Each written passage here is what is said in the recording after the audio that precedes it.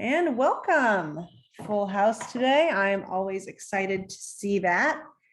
I'm going to grab the link to the peer critique form and drop it in the chat just so you have it. There it is.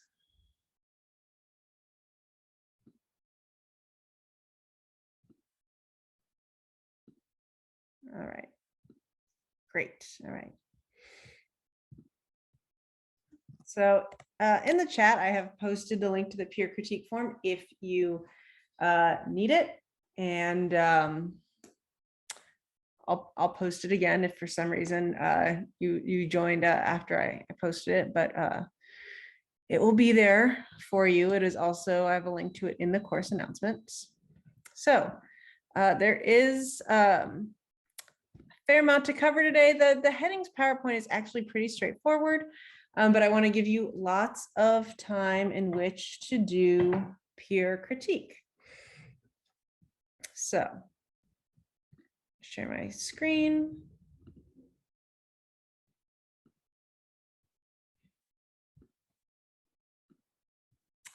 Best practices for headings. Now, this does have a different course number on it.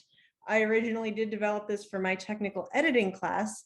That being said, covering headings is one of the standard learning outcomes of this particular class anyway. And so why make a good PowerPoint twice? It's the same content. So headings are an essential component of structure. And you can incorporate headings one of two ways. You can just write your document and then figure out where your section breaks are and add headings accordingly. That is one perfectly viable option. The other option, and of course there are more than two options. I'm talking about the two biggest options. The other primary approach is to make an outline with all of your headings, what all those headings are going to be, and then write your paper and just fill in underneath each of the headings. Again, other approaches, but those are two big ones. Most style manuals include 6 levels of headings. In technical writing, we don't usually use all 6. And definitely in this class where we're focusing on short form documents, you won't use all 6. Most of the time in tech writing, we just use 3 or 4. And in this class, you're likely to just use 2. That's probably going to be it. Of course, remember that there are always exceptions. I'm giving you a general principle, but once you get out into the work world, who knows? It's up to you to remember these general principles and adapt accordingly. So a level 1, now, whether we're talking about like reports or books, it depends a little. This lecture is written with the idea more of a report in mind rather than a book.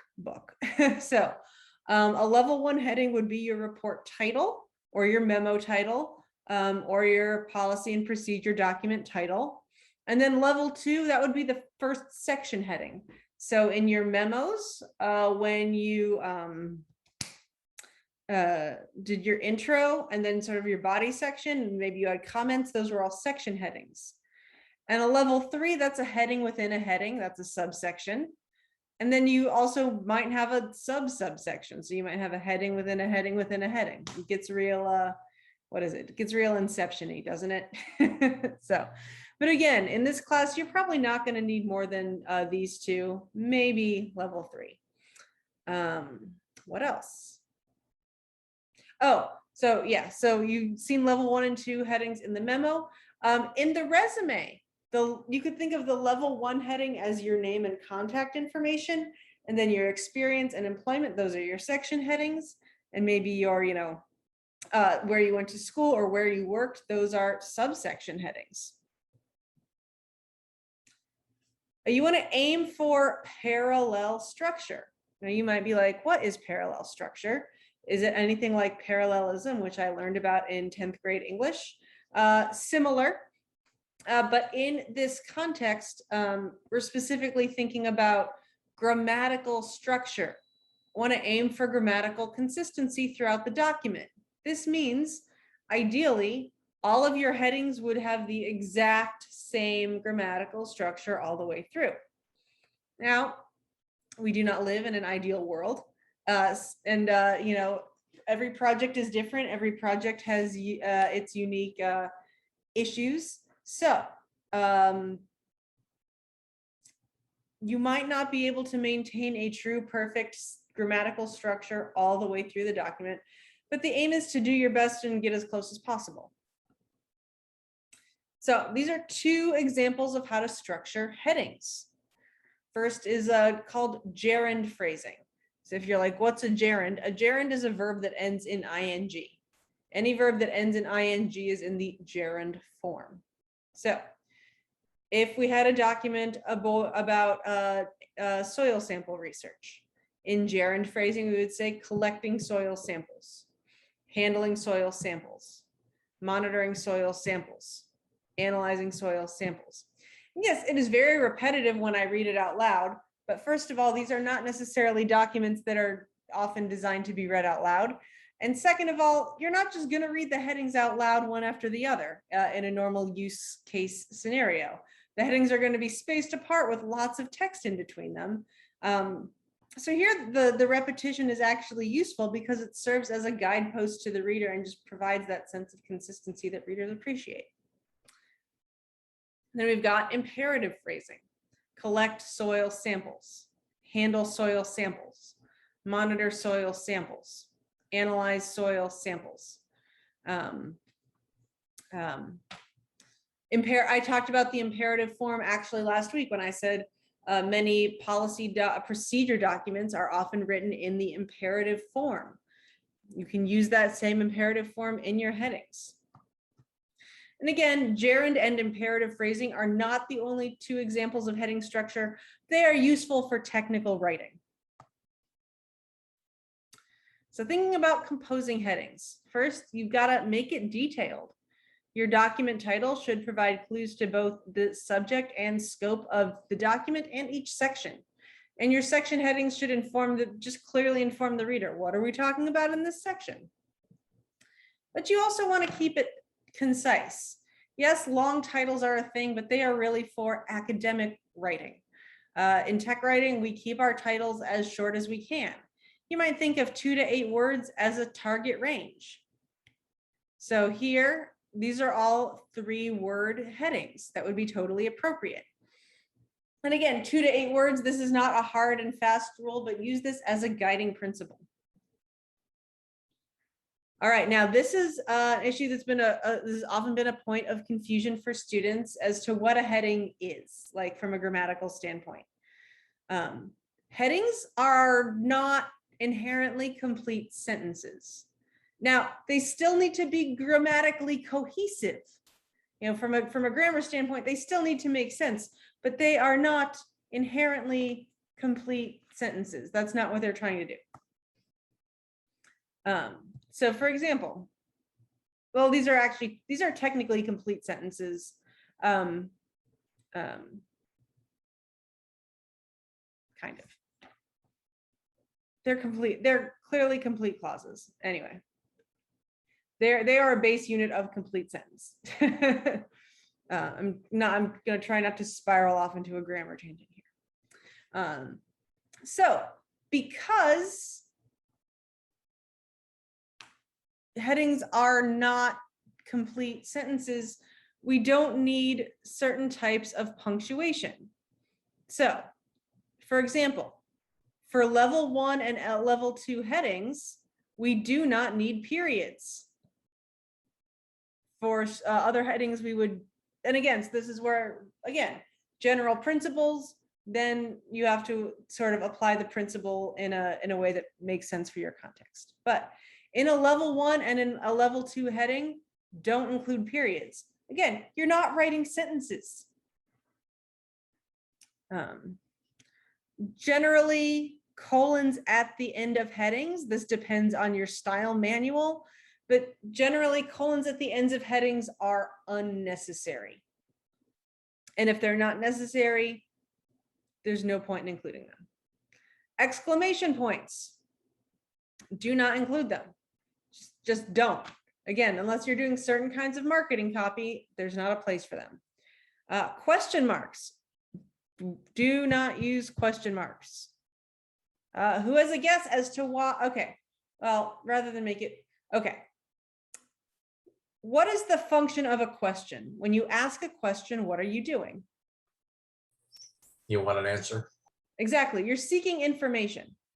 So a question, by its very nature, seeks information. It does not provide information. So when you like have a heading that's a question, you're just being coy. You know the answer because the answer is going to be written about in the section, and that's not useful in technical writing.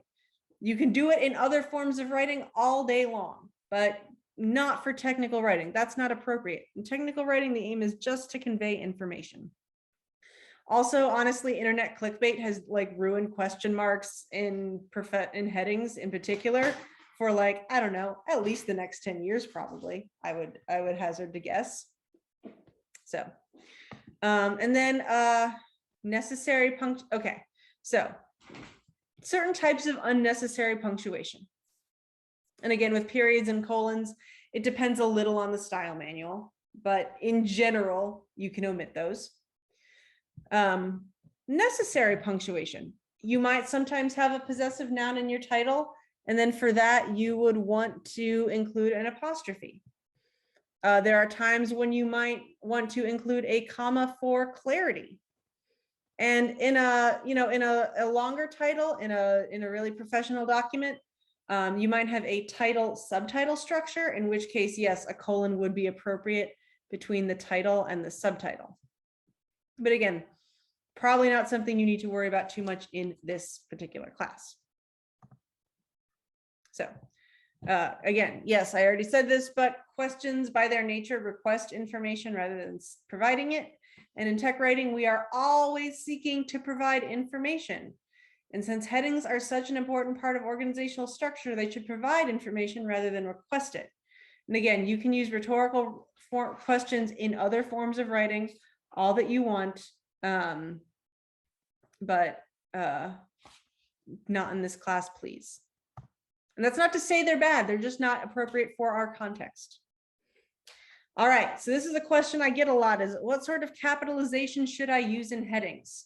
So aside from the standard English rule of capitalize proper nouns and do not capitalize common nouns, how headings are capitalized in headings and titles, there is a huge range of variety.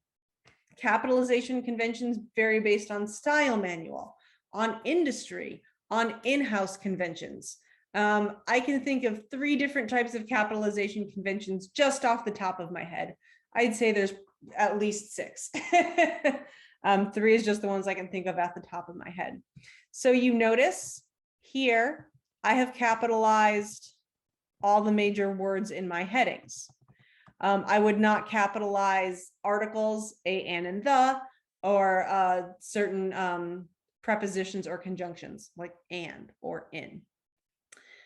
In journalism and in certain forms of academic headings, you capitalize the first letter of the first word, you capitalize all the proper nouns, but everything else is lowercase. Journalism does something quite similar. So there is so much variation. The most important thing is for you to keep your capitalization consistent throughout the entire document, whole thing. Keep it consistent. And you are welcome to choose a style that's relevant to your discipline or industry, again, as long as you are consistent with it. Keep it the same all the way through the document. So now you might be saying, I don't know, I'm in auto tech, like that's not a thing we talk about. Or that might be a thing, but I'm not really clear on what it is yet. So if you don't know, or your industry doesn't have a standard, I recommend using APA style headings. I like APA because many industries use APA or variations of it. So it's something that you're likely to actually see again. I make all of my recommendations based on things that, again, I think people are likely to encounter out in the world. All right. So if again, now this slide is already up in PowerPoint. PowerPoint, up in Blackboard. This whole PowerPoint's up in Blackboard, but this slide in particular, if headings are a challenge for you, you might want to screenshot this. I'm not formally trained. My training is actually in MLA, which, sorry if your English teacher told you MLA is relevant outside of English class. It's not. And like, no hate on English. I have 3 English degrees. It's like one too many. You know, so I have 3. I've used MLA a lot. I have never used it in my job ever, not in any job I have ever had in my life. So with that being said, that's why I recommend APA. So again, the level 1 and 2, these are the ones you are likely to be working with in this class. So level 1 headings, so that's the title of your document, centered, boldface, and using upper and lowercase headings. Ironically, this is not APA style, even though it's teaching you APA style. This isn't I did not make this. This came from the OWL at Purdue, as you can see down here. But that's because the OWL at Purdue actually uses the Chicago Manual of Style. So, so centered, bold, and then, you know, upper for all major words and lower for all lowercase words. Sorry, my dog just got into trouble. So then a level 2 heading, left aligned, bold, upper, and lowercase. So basically the only difference between a level 1 and a level 2 is a level 1 is centered and a level 1 is on the left. And now notice here, we actually do in the levels 3, 4, and 5 headings, we do use periods, but again, I'll be shocked if you need to use a level 4 heading in this class. You need to all be like, are you sure you're not overdoing it? Honestly, that's what I'd say. So, but you might use a level 3 heading. And so in that case, those are left, but they're indented, they're bold. And aside from the first letter of the first word or any proper nouns, everything's in lowercase, and there is a period. So again, here's an example. You got the level 1 heading. And notice how short these are. None of these are any longer than 3 sentences, 3 words. We've got our levels, our level 1s, centered and bold, site of study. Notice the use of capitalization in those level 2s. And what interesting. They appear to have an error in that in this level 3 heading. That's okay, whatever. Again, be consistent, but and again, you can see there's the periods in the level 3 headings, there's the indents in the level 3 headings. But again, just level 1 and 2, those are the ones you need to really remember. And again, these are general principles. So always check your style manual or in-house guide. So for this class, that means if your industry has a style and you're using it, check that. If you don't have one, check the APA guide. The OWL at Purdue has a full up-to-date APA guide on its website that is free. So questions about headings?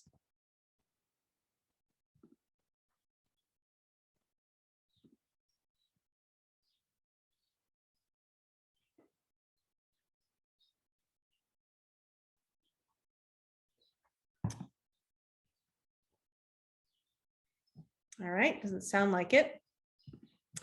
I'm going to drop that link for the peer critique form one more time. Sorry, I thought I heard somebody, but everyone is still muted. All right. All right, we'll have one group of 3 today. And again, I know I go over the requirements a lot, but here we are. Trade. So of course, download the peer critique form. Trade drafts, read through 2 times, because again, you see more on the second time. Fill out peer critique form. Discuss feedback with each other. And then return to main room or debrief. All right. Oh, I'm going to give it, if anyone does not have a draft, I'm going to go pick up the thing the dog knocked over. And in that 30 seconds, please send me a private message letting me know that you don't have a draft so I can put you in the workroom.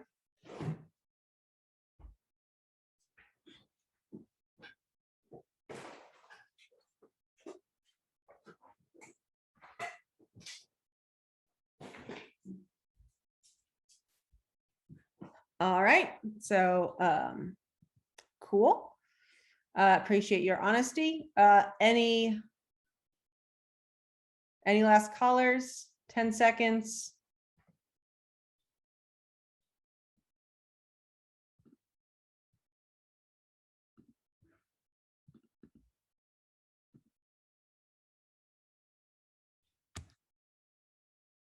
All right, so that seems to, all right, sounds good. So that in case I'm going to, you who does not have a draft, don't worry about it. I'll actually put you in the group of 3.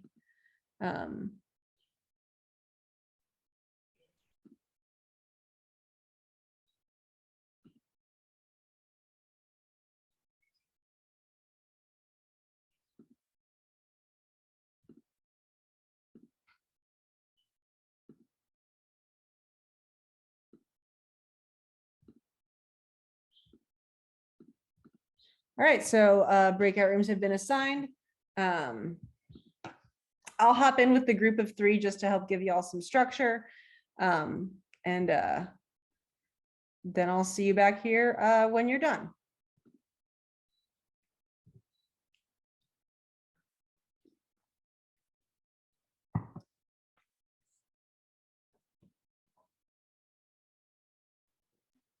No, I think I have pretty much everything down. I just didn't finish my last portion because I wasn't really sure on Do you mean, what do you mean the last portion? So I'm working on like a return policy and I wasn't really sure if I should do it like return by like splitting it off by return via printed receipt versus a return via having it getting it shipped to your house and having it split like that, or if I'm making it too complicated for no reason. Do you want to share your screen with me or just share the document and have me take a look at it? Yeah, I can go ahead and do that. Okay, yeah, go ahead and do that.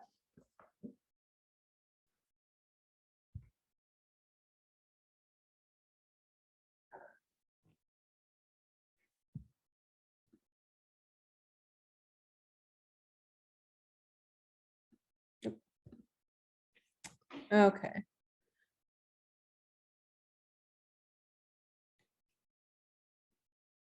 Okay, sorry, can you still hear me? Yeah, I can hear you. Okay.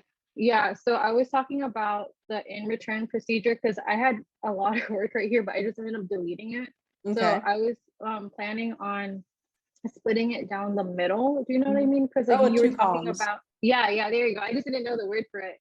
But yeah, I was thinking of maybe just doing that, but I wasn't really sure on how to go about it. All right.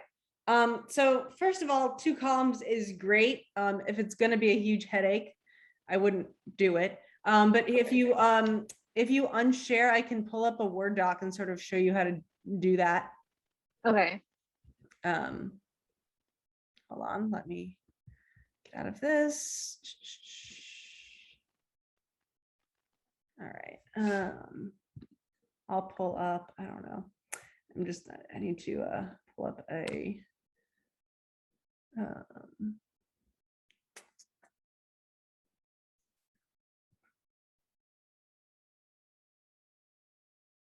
sorry, I'm just trying to find a Google document that would be okay. No, you're good. Okay. I'll just pull up. Okay, this is one. I just have like a lot of like people's stuff downloaded to my computer, and obviously would not want to put that up. All right, I'm actually just gonna pull up. I'm gonna do what I used to do and just pull up some dummy text.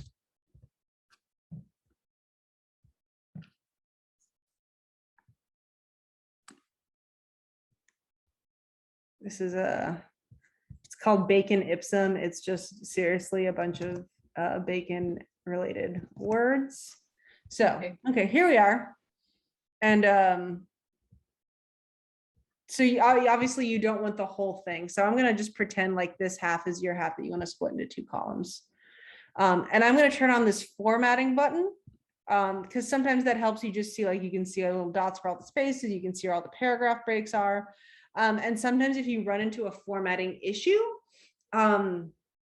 this can help because you can just see the formatting. So it's been a while since I've done this, so bear with me. So I've got my cursor here where ideally, now it's Word, so things could not go the way we want, right? But ideally, this is where this is the part of the page where I want the break to go. And I went to layout, columns, 2. Oh, yep, see, now put the whole thing in there. That's not what I want. Oh, I was looking at your screen and then I didn't see it for. That's okay, it didn't do it right. So Okay. what happens, so if I just hit the 2 columns, it thinks I want the whole page, and that's not obviously what you want. So I'm trying to think breaks.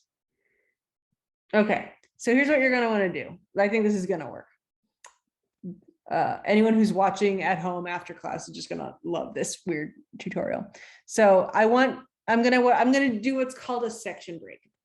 And that's not the same thing as a section break in writing, but a section break in a word processor tells it, hey, keep this, we're gonna separate this page or this document into 2 separate sections for formatting purposes. So I can format in one area, but it's not going to affect the rest of the document.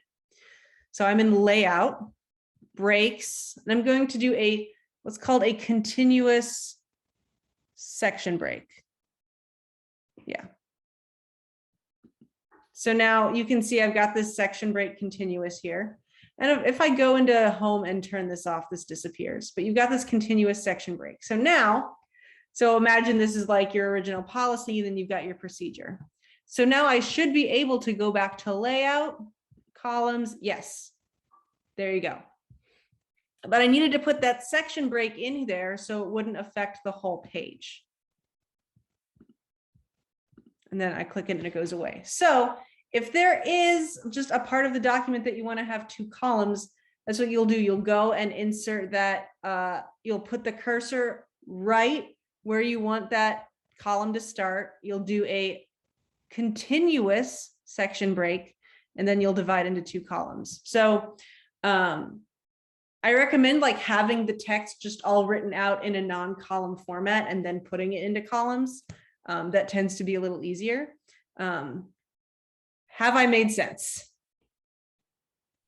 No, you have. Thank you. Yeah, because like I'm not really proficient in Word like that. So I had no idea that you can just have the text all there and then just splitting it and making it look nice and pretty. But yeah, I used to teach, there used to be a whole Word class just on Word that people sadly stopped signing up for, but I used to teach it and it was fun. So, okay. So yeah, Thank if you. you No, try it and really it gets, helpful. if it does get just super annoying to get the formatting right, don't over stress about it, but yeah, that is the basics, is you put in the continuous section break and then you put in the columns. All So, right. Thank oh my you. God, I wasn't even screen sharing. Shoot. I got it though. I'm Okay. probably gonna watch back and try to just do it from your voice and just trying to do it that way. Well, here, I'll actually undo the whole thing real quick and screen share so you do have, no, I actually want you to have a visual. I'm just like, you had screen sharing on, so I'm like, clearly I'm still screen sharing. No. So again, here is the whole page. This cursor, we're pretending that's where on the page you want your 2 columns to go. So cursor, it's very important. Where the cursor goes, the formatting will go. And I'm going to turn on the little formatting mark because it is interesting to see. And then go to layout, breaks, continuous page section break. It is very important that you select the correct type of section break. Super important, or else it won't work. And then columns 2. Another thing is, so I had that section break was right flush there. What you might do just to give yourself some wiggle room is to create an extra space, put the continuous section break. Oh, that's just lining it right up there. So just put that on its own line. Oops. Because sometimes when it's pressed up against text, that can cause other editing problems. Make sure you have your text the way you want it and then do the formatting. Just trust me on this. And then columns 2, and then you got your 2 columns. And then turn that off and all the little formatting marks go away. But again, if you really like, if you do struggle with Word and formatting, just knowing to turn on that button, sometimes you can see something. And I do recommend being real careful with where you put the section break, because section breaks are really, if you get too deep into editing, section breaks are really hard to delete and undo. They're kind of a pain. All right, I'll keep that in mind. Thank you. Yeah, you're welcome. So if those are all your questions, you are free to go and enjoy the rest of your Wednesday. All right, thank you. Likewise. Yep.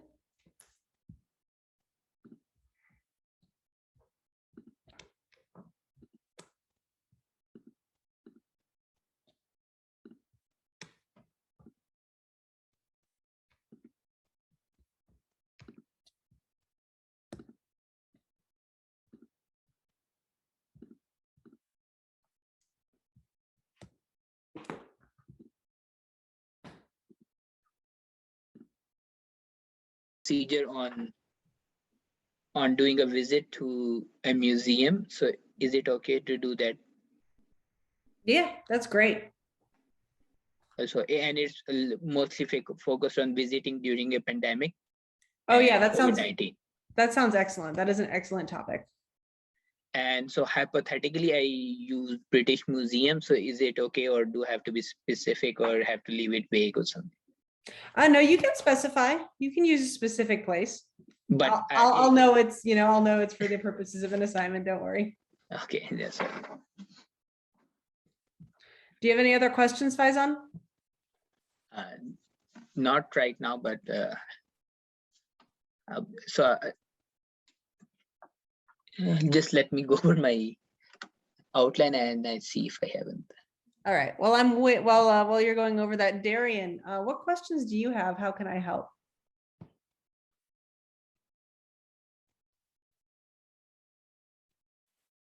I guess I don't know. I feel like mine is, I don't know if I have too little stuff. I don't know. It feels like it looks empty. The double space helped. Do you want to I share your guess- screen with me and have me look at it? Yeah. That should be.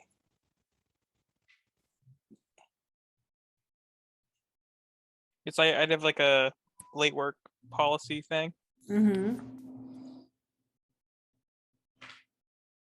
Because I guess it says maximum of 500 words. It kind of, Yeah. like, And- it was like this like idea that I need more. I don't know. You don't need to worry about taking up space. Okay. Like that's not a thing that you need to worry about in this class. Well, first of all, okay, good. You've got definitions.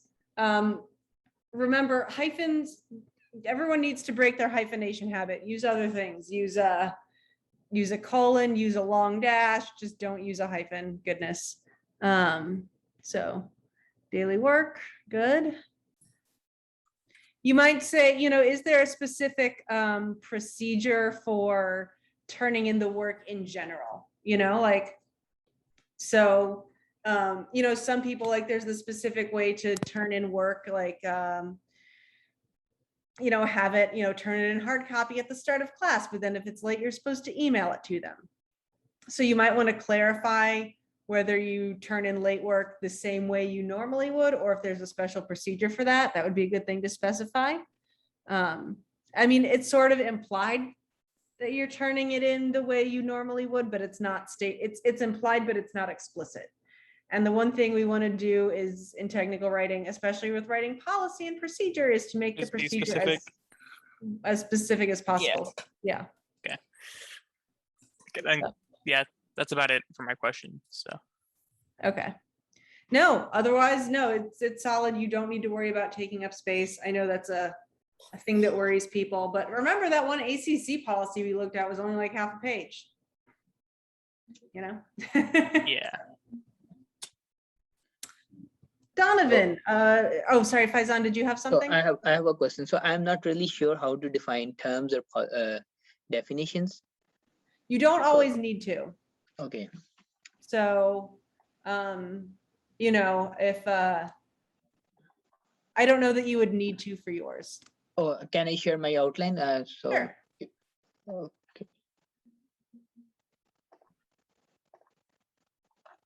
Okay. Can you see? Yes.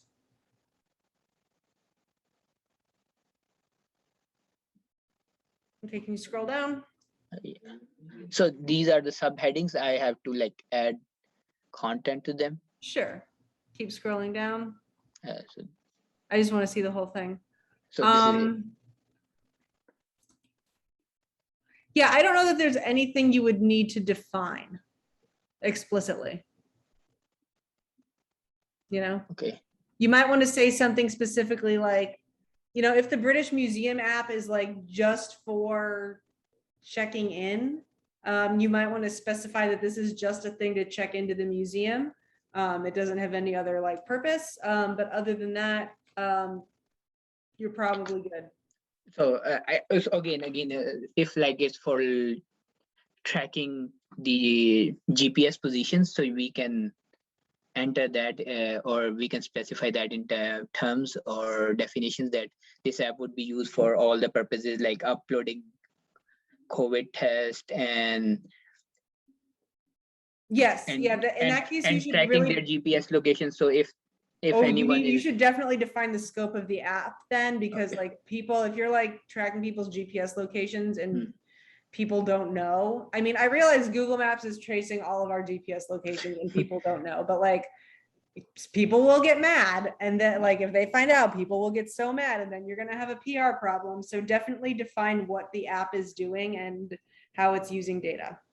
and again we can tell them to that they have to do everything through that app, like fill out forms, Yeah, and usually they would get headsets or things like that to hear what a commentary about a certain artifact or a relief. So they would use their app for all these purposes. yeah. Yeah, so just, yeah, specify that. But other than that, I don't think you have any hardcore definitions you need to worry about. And do we have to, the definition should come before, like in the first part of the, before the procedure or after the procedure? It depends. There's honestly two different approaches. One view is that you should put them first so they're right up front where people will see them. Another view is that put them at the end and then people will only like go look at them up if they need them. So either way is fine. I am partial to putting the definitions first. I'm partial to put them right up front where people are more likely to pay attention to them. That's the strategy I like, but either one is fine. Thank you. Donovan, how can I help you with yours? I know that I did it wrong because I didn't know that the policy and all that needed to be headings. And so I just put it all together as like a paragraph or something like that. Well, after you revise it, just re-upload it to Blackboard. You can upload your assignment twice. So just submit it the same way that you normally would, and I'll just grade the one you revised. Okay. And also would you know, the old assignments like the elevator work and all that, would that still be able to be graded or no? Yeah, I actually emailed you. I do not have access to your elevator speech. So can you just email me a link to the file directly? Because for whatever reason, Blackboard says I don't have permission to access it. Okay. So, I'll see if I can do that. the folder or the file, Just share the file with my ACC email like address. the paper of it. No, you're supposed to have a recording. Oh, okay. Yeah. And that's my ACC email. I just typed in the chat. So just share the file directly with that email address. And then I'll grade it. Okay, cool. So. Caitlin, Teresa, how can I help y'all? We had a few questions. Can you remind us about the exclamation points? At any point, should there not be any within the policy and procedures? What's the topic? It was actually Caitlin's, and it was talking about late work in class. So I'll let her elaborate, but that Okay. was within hers. Sure. Yeah, it was it was just like in the purpose of the policy and procedures, which was also another question we had, like, is there, because each of us had like a heading for like the purpose, and then we had the policies, and then we had the procedures. Mhm. So is that something that you wanted, or is that something that's not necessary? Or I mean, I think that's a good structure, is to have the heading, then the policies, then the procedures. It's very organized. Again, if you'd like to share your screen and have me look at it, I'm happy to. But I mean, that organizational structure sounds perfectly fine. And the reason I asked about the topic for the exclamation points is, again, there's certain types of writing where it might be appropriate. The thing is, I think people, we like to use them for emphasis, but they don't come across usually as emphatic. They come across as like something else, like bubbly or cheery, but they don't necessarily come across as like serious. So if you're actually trying to be serious, I really wouldn't recommend it. okay. Yeah. Here, I will share my screen because I do want, so like me and Teresa both had like this purpose section of like what our policies and procedures was about. We're Mhm. just making sure that's okay. Yeah, that's fine. I might just format that policy so it's not just, like stacks of sentences like spaced far apart. But that structure is perfectly fine. Yeah, that's good. And what were you saying about like you wouldn't structure like this? Well, just like scroll down to the late work procedure. See where you're using bullet points there? Mm, I would repeat that for visual consistency and for just ease of reading. for the policies, you would use bulletin points too. Yeah. Okay. Yeah, make it consistent. So And I was just wondering, would this be considered a graphic? Is it appropriate? yes, a table is considered a type of graphic, and that is definitely appropriate. All right, perfect. So, Thank you. yeah. Also, you're going to For my want to like screen. distinguish between homework and assignments because we often use those terms interchangeably. So if All right, there's an perfect. actual distinction between what is homework and what is an assignment, you need to clarify that because people will Should- get confused. Should I do that with the when I define my terms? Yes. Okay. When Mrs. Mine. Okay. Yeah, visually that looks great. I can't read it quite well. I need you to zoom in a little bit if you wanted me to actually look at any text. Scroll Yeah. down. Okay, that's better. Yes.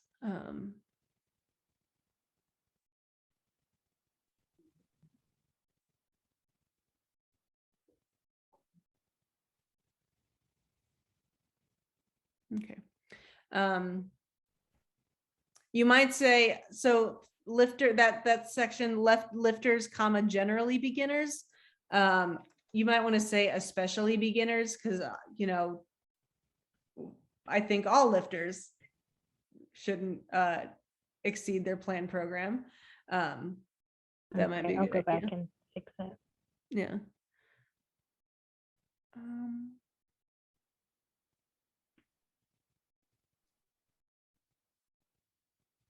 And are those are round bullet points? Yeah.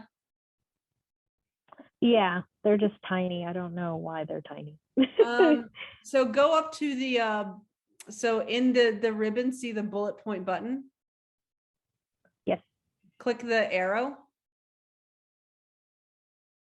There should be a drop-down menu. So, This thing is in the way. Let me move this. That's why probably. well, no, it actually like looks normal. Like, Maybe sorry. because it's zoomed in and everything. Oh, you know, I bet it is something to do with the specific font you're using. Okay. So I'm not saying you can't use that font. I'm just saying like that might be part of the problem. But you know, as long as they're bullet points, it is fine.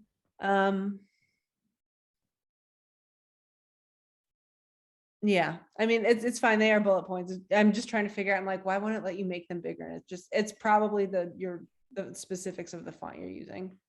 Try clicking that bullet again now that you've got the bullet highlighted. So like you highlighted that bullet.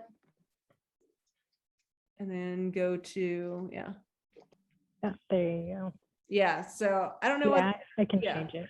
so I would just say make those bigger. Because again, they stand out more when they're really tiny. Oh yeah, and then it's actually also manually fixed that spacing problem. Because did you see how much space is between the tiny bullet and your text? Let's see.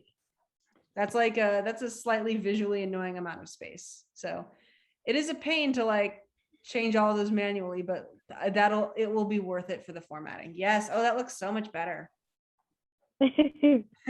Yay. Yeah. All right. Thank you. You're welcome. Any more questions from anybody? And sorry, do we have to upload the draft as well? No, just the revision. Okay, thank you. Yeah. And the due date is 9th. Yes, the 9th.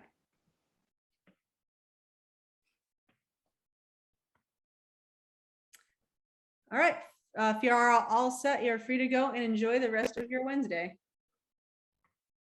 Thank you. And you said you'll still not have class tomorrow because I'm from your Thursday. Yes, tech I know you writing are. class. Yeah, no class for Thursday, people. So thank you for making it in. I'm glad you did. Thank you. Thank you.